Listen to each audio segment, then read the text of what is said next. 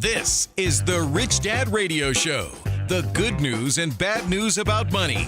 Here's Robert Kiyosaki. Hello. It's Robert Kiyosaki, the Rich Dad Radio Show. The good news and bad news about this economy right now. And it's a very, very important show because what we'll be covering is how can you see the future? In other words, the question, if you're sitting at home right now worried about your job or your business, whatever you worry about, There's a lot to worry about. There's a lot to worry about. Is what does the future hold? And that's why this is probably the most important program, but it's not. See, most people just watch the stock market. That's all they watch. They don't know much about the home prices in their neighborhood. And that's not good enough. So our guest today is George Gammon. He's my new hero. I mean, he takes the ultra complex and puts it in pictures. So you have a chance. His program is called Rebel Capitalist on YouTube. Please follow him. Even if you don't understand him at first, just keep tracking with him because you're going to see what 99.99% of the world's population will never see.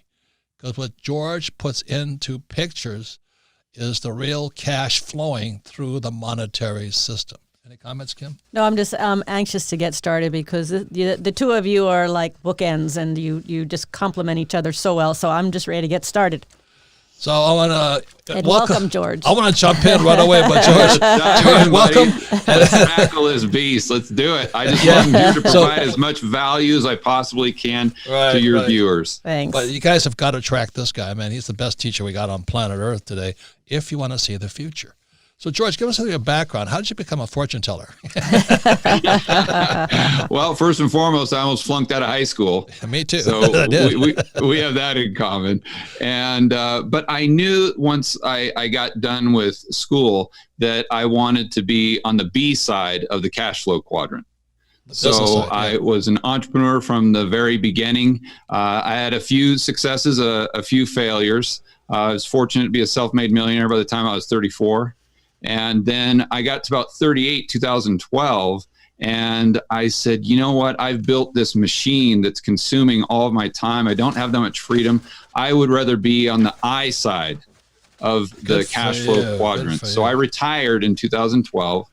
And when I did, I got into macro. And I was in the Marina Bay Sands in Singapore. I remember it like it was yesterday. I had about 10 minutes to blow hotel. Yeah. You guys, I love that place. It's awesome, isn't it? Yeah. But I had about 10 minutes to blow before my dinner date.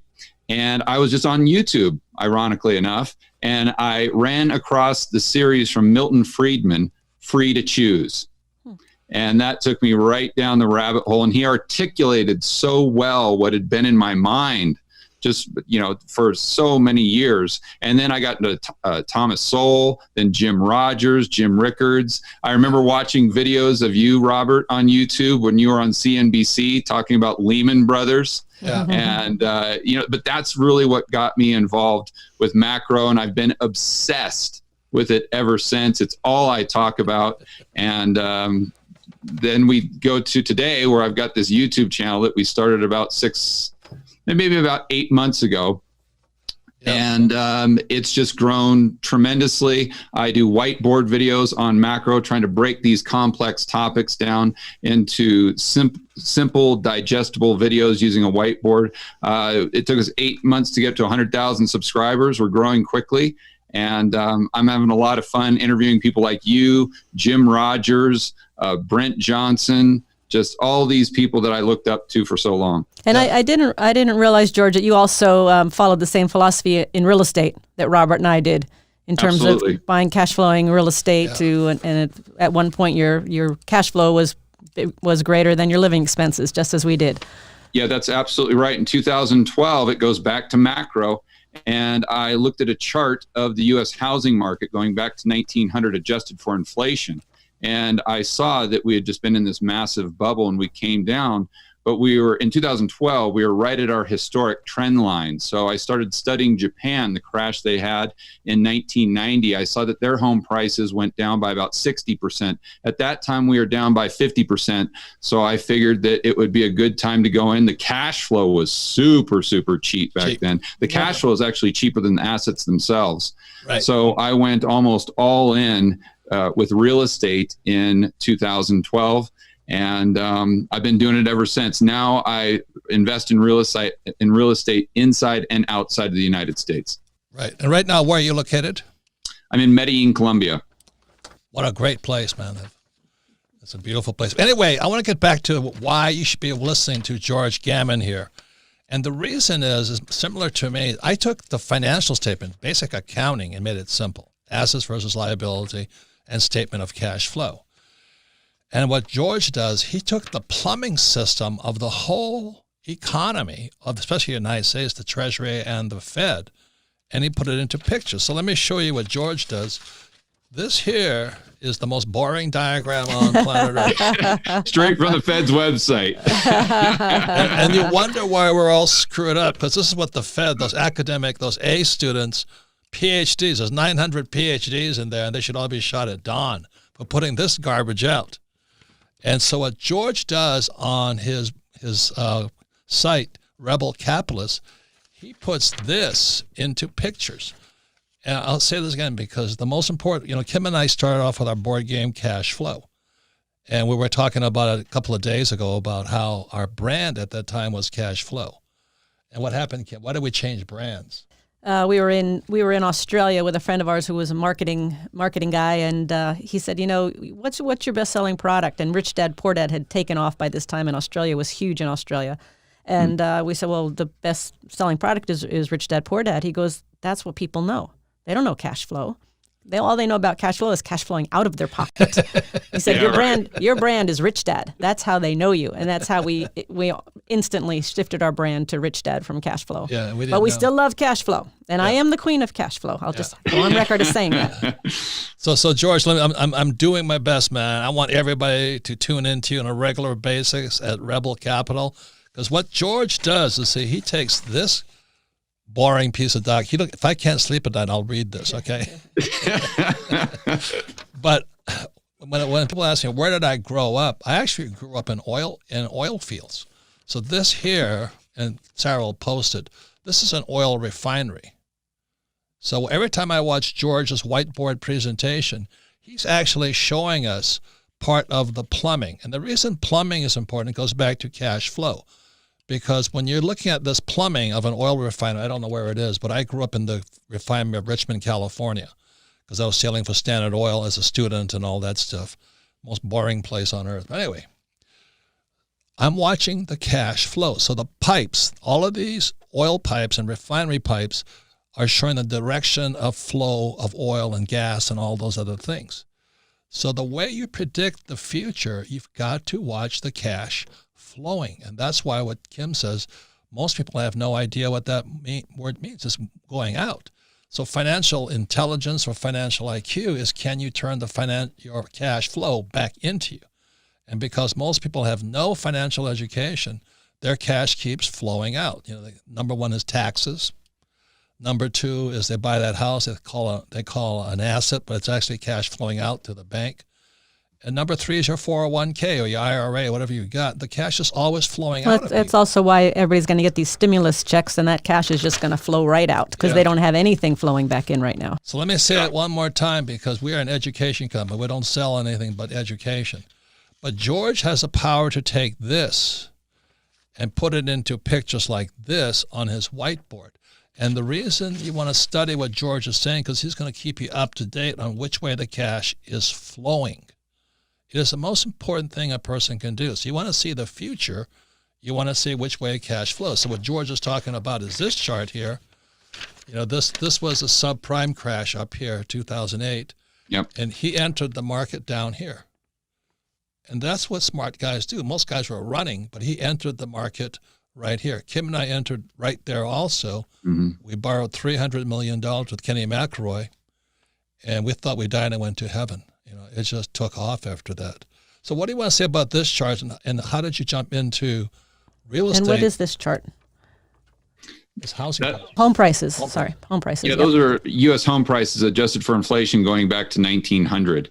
And I think you touched on some crucial components there, Robert. And number one, let's use an example, what you did in 2000 or during that time of the housing crisis, you borrowed $300 million to go in and buy cheap assets and to buy cheap cash flow, but you're also buying assets that you could depreciate on paper.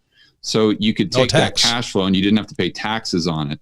And I want to point that out because in today's day and age, we might get into these cycles that we were talking about with Ray Dalio earlier, but we're right at the top of one of these cycles, and the government is going to be left with a choice on how they tighten their belt, they create inflation. But one of the main things they'll most likely do is increase taxes.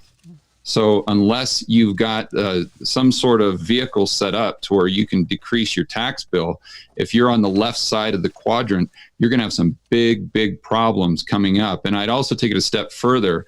And most people don't know this. In fact, I've never, ever heard anyone talk about this except for just the research I've done on my YouTube videos. But they actually changed the tax bill in 2018.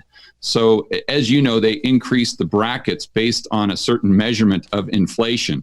Well, they changed the measurement of inflation so it increases the tax bracket slower than it otherwise would have. So if inflation is going up at, let's say, let's just take it to the extreme and say it goes up 100%.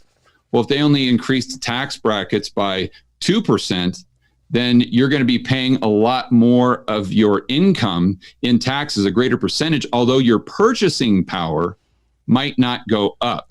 So the government is playing all of these tricks to make sure that they pick your pocket, whether it's explicitly or implicitly. So and that's income taxes, that's property taxes, that's all kind of taxes across the board, isn't it, George? Yeah, that's income taxes, correct. It's Social Security. There's a lot of things where they made this shift in the way they adjust the CPI, they call it. They went from the CPIU to something called a CCPIU, which again is just another way of calculating inflation, but it understates inflation, and that also applies to GDP. You know, if we've got nominal GDP at 5%, and the government or the Fed is telling us that real GDP is 2%, that's because they're adjusting 3% for inflation. But what happens if that number that they're adjusting by is artificially low, that means that GDP is artificially high. So if you go back the last 10 years and say, boy, you know, this economic boom or this recovery that I've been hearing about on the news, it doesn't feel like it's been a recovery. Yeah. I mean, I hear everyone talking about it, but it sure doesn't feel like it to me. That's because if you actually adjusted for the real rate of inflation, real GDP might have been zero, if not negative, over the last 10 years or so. Right. So everybody, please listen. George is speaking over my head right now. He thinks I make it simpler. I mean, I even make it doggy simple. But I want to encourage people to tune in to Rebel Capitalists with George Gammon and just track him on a regular basis. And slowly over time, it'll start to make sense to you, because what George is watching, again, is like an engineer would be on an oil refinery. Which way are things flowing? And right now, the cash is flowing out at high speeds. Yeah. And George talks about it, calls it the repo market. And the average person doesn't know what the repo market is. And that's where the hemorrhaging is taking place. Is that correct, George? It is. And I think that's a great point, Robert. In our discussion the other day, we talked about one of the videos, or a few of the videos I did on the repo market, and how you saw the problems in the repo market, and that because you were paying attention. Can I back up? A lot of people don't know what you're talking about when you say repo market. What is the repo market? Yeah, so let's dive into that. I'm going to make it super simple. So really what happens, we have all these banks in the United States, hedge funds, financial institutions, and they need cash. They have a lot of assets. Let's say they've got a big piece of land, but in order to make payroll or rent, they can't sell that land quickly. So they have to come up with the cash. So they'll use that land as collateral. And I'm just using this as an example. They'll use that as collateral to get the cash they need to fund whatever it is overnight, or a term repo, maybe call it 20 days, 30 days. So these are repo agreements or repurchase agreements. And I could get into the technical mumbo jumbo, but basically all it is it's just a quick loan between two parties. Right. So if Robert has a truck, let's say, and he needs $1,000 to pay some bills, well, I've got the $1,000. I'll give it to Robert. He gives me the truck as collateral. We trade back the next day, and Robert gives me a little bit of a premium for that loan. That's what a repo is, or a repurchase agreement. It's just done between all these banks, financial institutions, and hedge funds. So back September 17th. Wait. Hang on, George. So this is what George is talking about. Please, it's rebel capitalist. He'll be talking about one section here. The next day he's talking about something here and all this. So even if if you don't understand it now, it's a rebel capitalist. Tune in, find out what George says. The more you listen to him, pretty soon the cash flowing will make more sense to you. So the whiteboard videos are just George Gammon. That's the YouTube channel, George Gammon. The Rebel Capitalist Show are the interviews that I do with guys like you and Jim Rogers and Rick Rule and Doug Casey and all those awesome guys. So let me something. So one of the reasons we got out was we could see the repo market is very simply banks get in trouble too. They come up short of cash like all of us, except when they come up short of cash, it's in the billions. Yeah. And that's why Lehman went bust. Yes. Because they couldn't access the repo market because no one wanted the counterparty risk. Right. And that's how you know. So please tune into George Gammon. Follow him on a regular basis. Every time he explains something to you, you'll get a little clearer. And that's how you see the future. So what are you seeing in the future, George?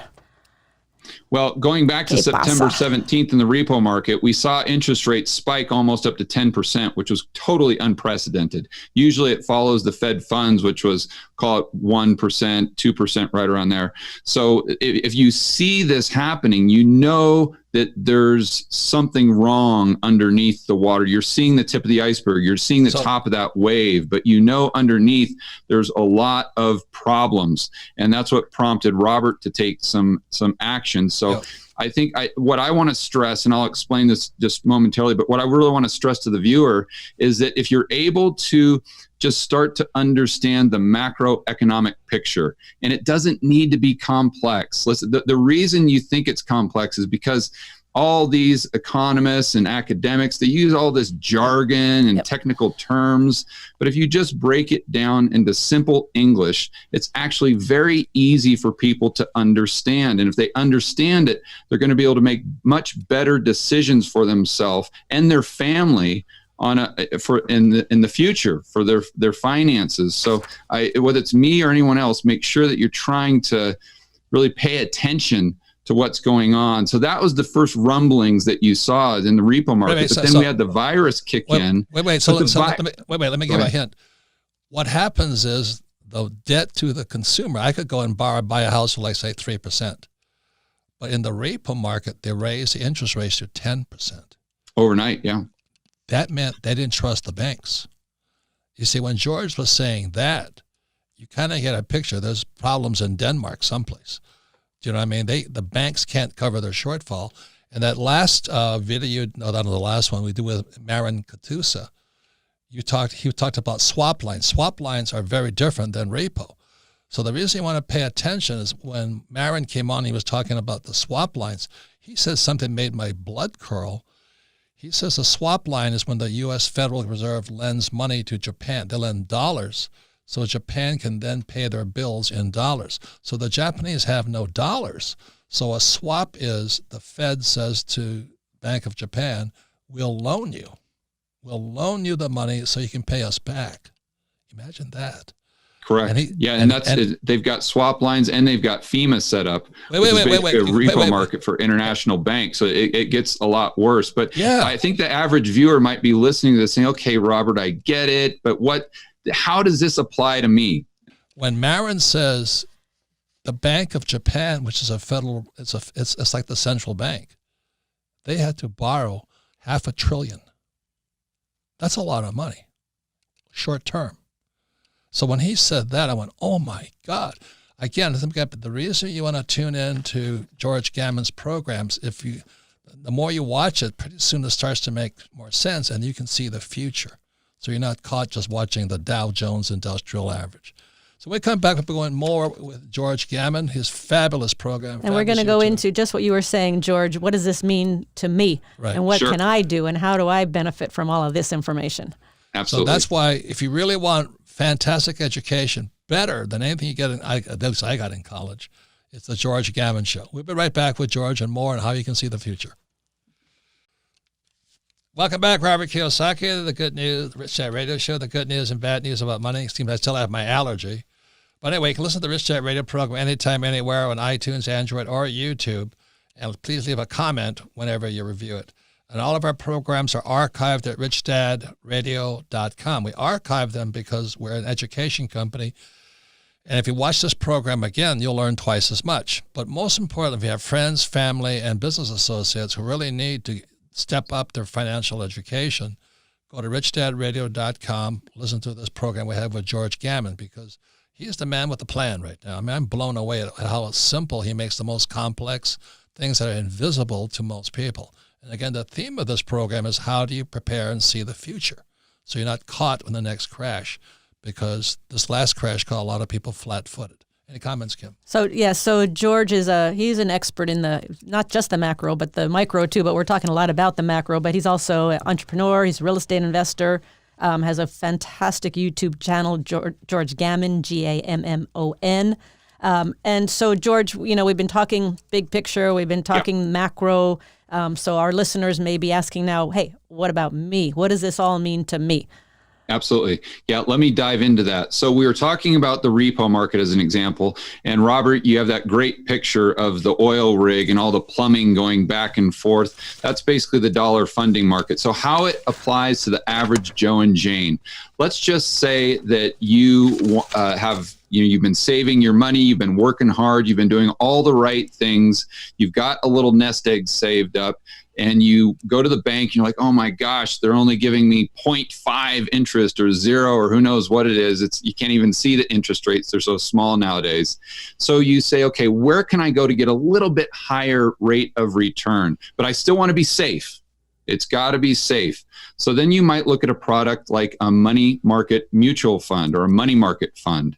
And then you look at this, you say, well, that's safe. All my buddies are doing it. It's just like a bank account, but I get maybe a 1.5% return. Well, what the average person doesn't realize is they're taking exponentially more risk just to get that 1% additional return. So how is that? Because the way that the money market mutual fund gets the additional return is they take your hard-earned savings and money and they put it into the repo market, or they put it into the commercial paper market, which is basically funding for corporations, the same type of thing. So the question then becomes that person that's just watching Monday Night Football and just enjoying life, just, with the white picket fence, the 2 kids, the golden retriever, they don't care about what's going on with the plumbing. They don't care about the dollar swaps. But does that person really want to lend their hard-earned savings to Deutsche Bank, to HSBC, some of these banks that could be crumbling as we speak, or to put things into other terms like more America-centric corporate terms? Would that individual want their money being lent to American Airlines right now, or Boeing right now, where every single time you turn on CNBC or the TV, you see that they're asking for another bailout because they're about to go bust? That's how this macro, and that's how the cash flow and the plumbing that Robert's talking about, that's how, just one way that it can affect the everyday person. So again, it's financial education, and what George is talking about is vital. Again, it's about this plumbing, which you'll never see beneath the surface. And it's a lot of plumbing. So every program I watch George, he's talking about one little section. Like I said, I grew up in these things as a college kid, looking at this and this and this, but they all affect the whole. They all affects the whole.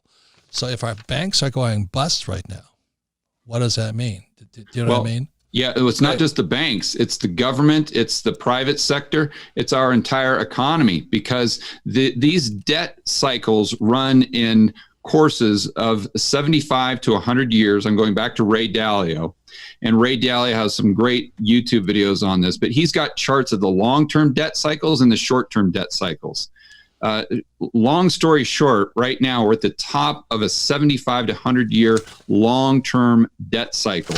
So the only way from here is down. And Robert, you call this in a lot of your books, and you kind of predicted this and had the foresight to see this coming. But when you get to the top of one of these debt cycles, the only thing the government can do, well, there's 4 ways out of it. Number one, they can choose austerity, which very few governments do. And that's just tightening the belt, spending less. Everyone feels the pain. Think of the deflation or depression we had in the 1930s. Or they restructure the debt. Well, it's not likely we're going to do that with China. It's not likely we're going to do that with the big banks because they're the creditors. Or they could just default, say, hey, we're not paying you. Or what most governments do is they choose money printing. This is creating inflation to bail out all the people who have the debt, whether it's governments, whether it's individuals. So once you get debt to a certain level, you've got to, well, you don't have to, but most governments choose to inflate it away. So what does that mean for the average person? Well, if the government is going to try to create inflation, meaning the cost of goods and services going up, what you want to do is you want to make sure that you're positioned for that. So as an example, if you just own your own home, you've got to make sure that you've got a 30-year fixed rate mortgage. Because if they try to create inflation, if interest rates go up, then your interest rate is going to go up unless it's fixed. And what happens when you're a debtor and they create inflation, you're going to have the opportunity to pay the loan back, your mortgage, with cheaper devalued dollars. So the way they can think about that is if they borrow, let's say $100,000, the rate of interest means that they're paying the bank back with increased purchasing power because you've got principal plus interest. So what happens in inflation, though, is inflation allows the borrower to pay the debt back with less purchasing power. So if your rate of interest, let's say, is 1% or 3%, we'll call it, but if inflation goes up to 5-6%, the delta between those two is a transfer of purchasing power from the bank to the individual homeowner. And I think a lot of people listening to this probably have a mortgage, if not on a rental property, on their own home. And I think that's the very first thing they can do to be proactive. Also, gold, silver, Bitcoin. You talk about that all the time. And I could continue to go on, but that's where I'd start. Well, this is why I cannot. I've been watching George for almost a year now when he first came out. And it's called a confirmation bias, because when Kenny, our partner, called, he says, I think we should start selling some of our junk. Not that it's junk, but it was non-performing. Well, and first, what we did is we fixed all of our interest rates. Right, we fixed all our interest rates on our properties. There you go. Yeah. Good job. And so we got rid of our not our non-performing, but less performing properties. So we're floating high as a kite right now. Yeah. And the Rich Dad Company is doing very well because the cash keeps flowing in, but we're in position for it. So those are the reasons. I cannot stress more. I'll show this picture again. I'll be redundant. I'll be nauseous about it. What George does, he takes, if this is the whole world economy in here, he'll show you where it's flowing at different parts of it and where the log jams are and what you've got to look out for. So in 2009, September 2019, when the repo market backed up and interest rates were 10%, the average guy was watching Monday Night Football, or whatever they watch. They had no idea the whole thing was coming down on them. Yeah. So that's why I cannot stress. That's why Kim says every time I'm talking about George, it's like, what are you talking about? Yeah.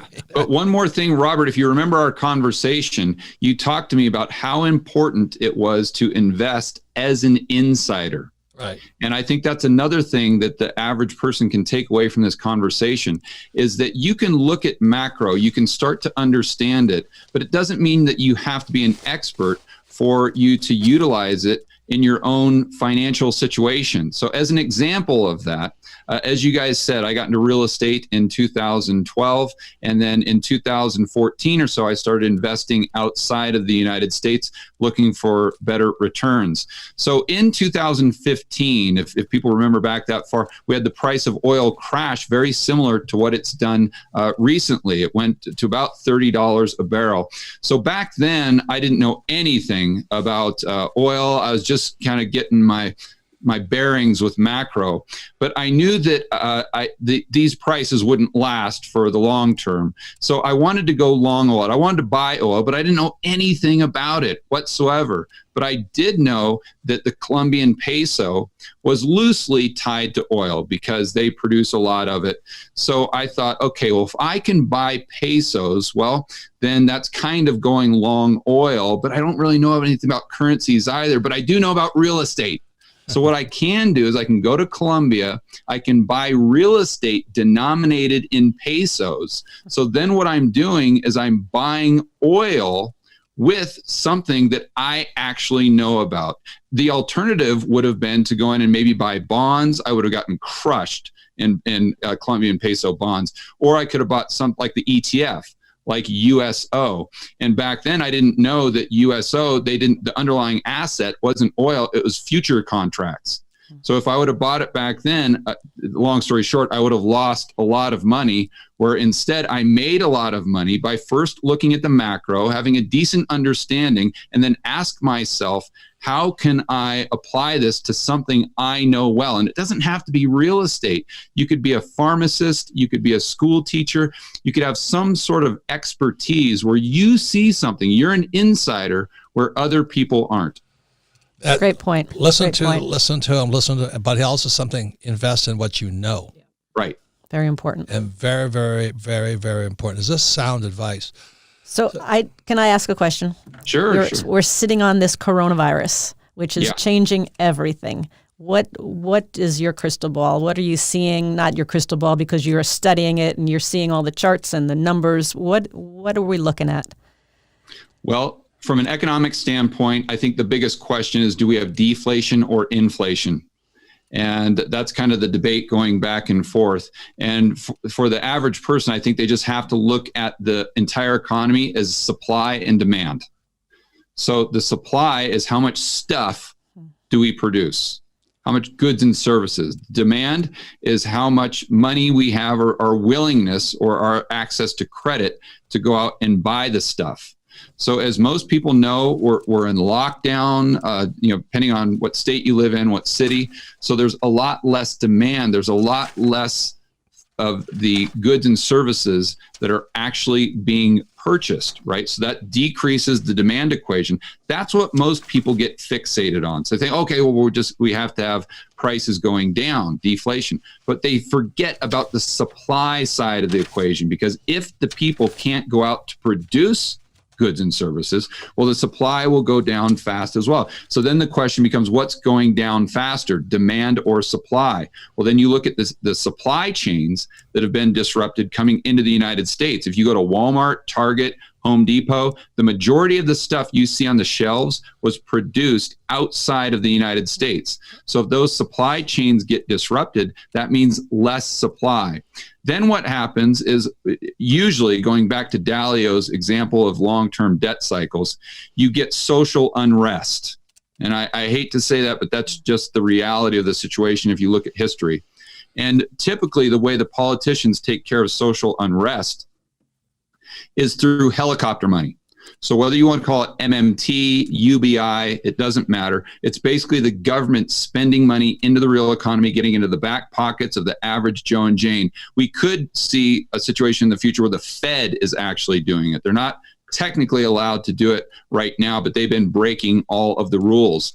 So if there's more money in the pocket of the average person, that means there's more demand, even though they're sitting at home not going to work, for those goods and services in the economy that don't require debt. That's key, Kim, because people see deflation and inflation as just this, it's binary, right? It's either one or the other, but it's actually very nuanced. So if there's less debt in the system, that means asset prices could go down, or cars, anything that most people buy using debt, okay, the prices of those go down. But anything people buy, or most goods and services people buy on a daily basis that don't require debt, such as groceries, those prices typically go up. And if I saw on CNBC the other day that in a lot of markets around the United States, food prices are up as high as 25%. It's already started. So you can see this happening in real life. Yeah, what's happening is because of the COVID or whatever they call it, the meat packing companies are shutting down. Yeah, and exactly. And so there's now shortages of meat. But so great George example of supply decreasing faster than demand. But what's happening is and the Fed is pumping trillions, 2.2 trillion into the economy. So you have a decreasing supply, increased liquidity, and that's why the shelves are empty for pork and beef and all those things. And Arab Spring, which I don't forget when that happened, but the real rioting wasn't about Muslimism or Christians and all this. Arab Spring was because the mom and pop couldn't afford to go to the store. Food prices went so high. And I think that's what you're saying is when people get hungry or they can't afford food, that's when the social situation gets worse. Correct. So anyway, ladies and gentlemen, we're out of time, but I cannot encourage you more. Please go check out George Gammon and his Rebel Capitalist show and listen to his guests. You know, I'm on it constantly because I want to see the future. I want to know what's coming down the road. Not tomorrow, but what's coming down the road.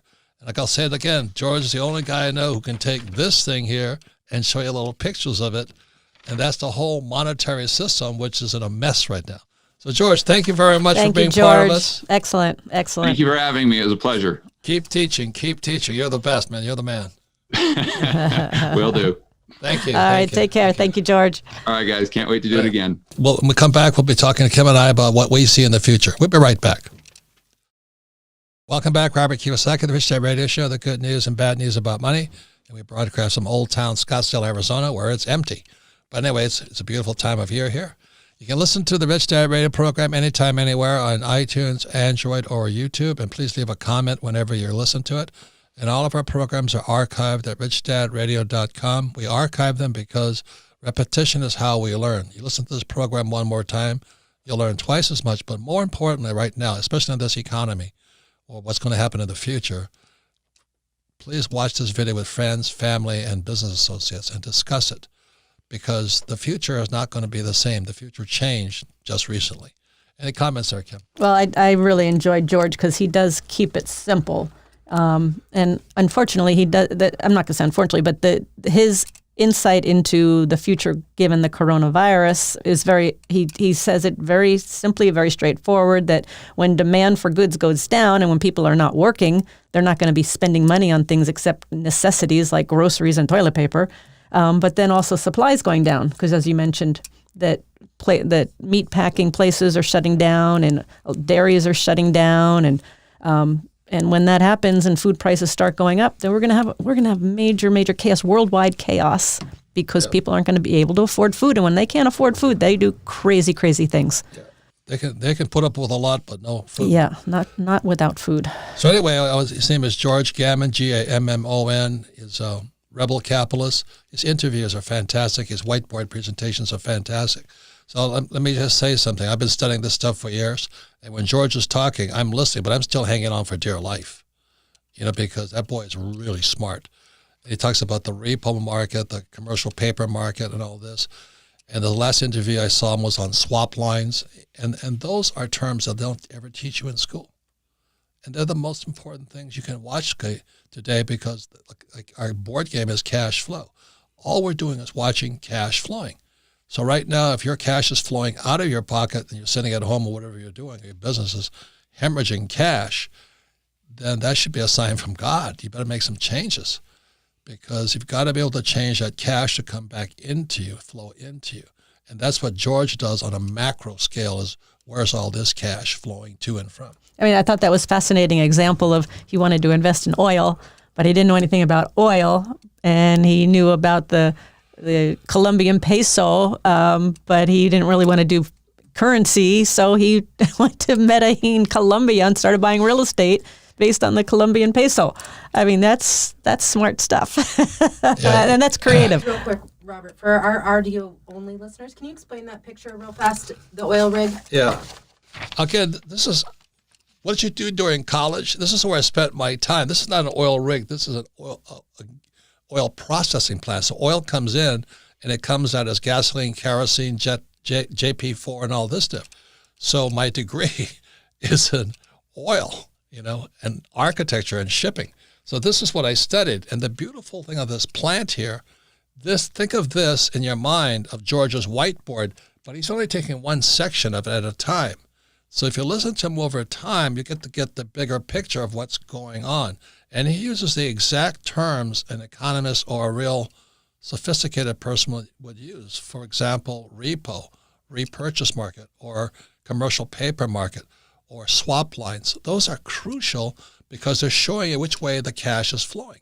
But the difference with George is he explains what those words mean, where so many economists just use, as he said, all this jargon, and this confuses me more. He explains it simply. Now, but he also said, I love his stuff because he's definitely macro and micro. And he was saying most real estate guys are not even micro, they're mini. Say, oh, what school's in this district? Oh, good school. I think I'll buy here. Oh, interest rates at 2%. Oh, I think I'll buy here. But they missed the bigger picture. And I cannot encourage you guys more to listen and watch it. Just follow him. Check it out. If you don't understand it, so what? But sit with a friend. Like Kim and I will oftentimes discuss these things. Husbands and wives discuss. How's the repo market doing today? But we want to know where that money is going, who's hemorrhaging. And right now, the repo market is hemorrhaging. You think you have money problems? The repo market has bigger problems. And I just saw Royal Viking Lines or some of the big cruise ship companies. They just went bankrupt. They just declared, Lord and Taylor just declared bankrupt. And that's why the repo market is going broke, because all of the debt that financed Royal Viking or whatever the heck they are, or Lord and Taylor, or, Neiman Marcus just went bankrupt, all comes from the shadow banking system, which is the repo market, swap lines, and commercial paper markets. So George is the only guy I know who puts it into rough pictures. And if you can track that, even if you don't understand it fully, you'll be able to see the future and make better distinctions. And I agree wholeheartedly. I think we're going into hyperinflation. We're going to go to deflation for a little while. Prices will come down. But they've pumped so much money. Trillions.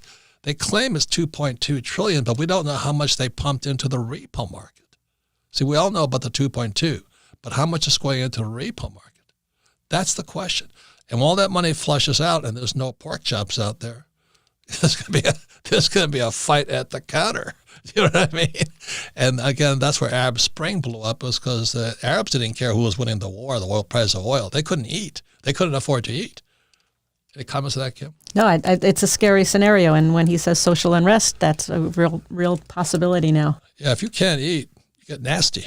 Anyway, thank you. I want to thank George Gammon, and please tune into his show, George Gammon, Gammon. The Rebel Capitalist Show's interviews are fantastic. And thank you all for listening to Rich Dad Radio. Thank you.